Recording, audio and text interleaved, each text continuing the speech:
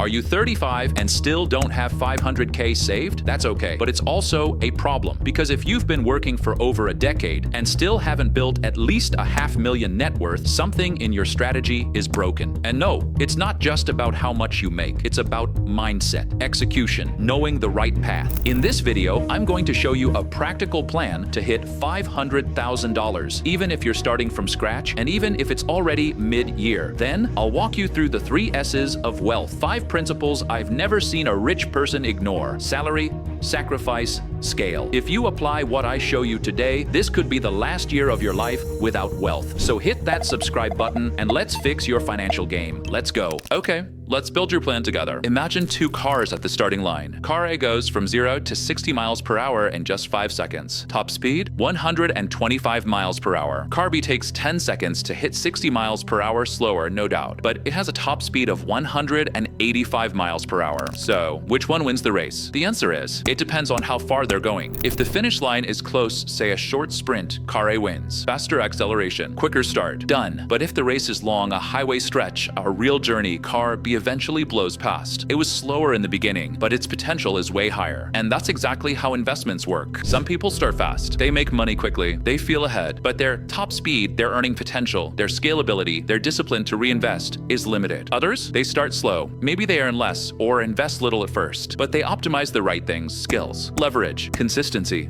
patience, and over time, they fly past everyone. This video is for the second type, the one who wants to win not just the sprint, but the entire race. So if you're 35 and haven't hit $500,000 yet, stay with me because your engine might just be warming up. Now, let's say your monthly contributions are your acceleration. Your return rate is your top speed. Time for some math. Imagine person A invests $1,500 every month at a 10% annual return, and person B invests more, $2,000 a month, but earns 8% per year. After 10 years, person A has $187,000. Person B, $298,000. So yeah, the one who puts in more money is still ahead, but keep watching what happens. By year 20, person A pulls ahead, $1,031,000 versus $963,000, even though they invested $500 less every single month. And by year 30, it's not even close. Person A finishes with $3.39 million.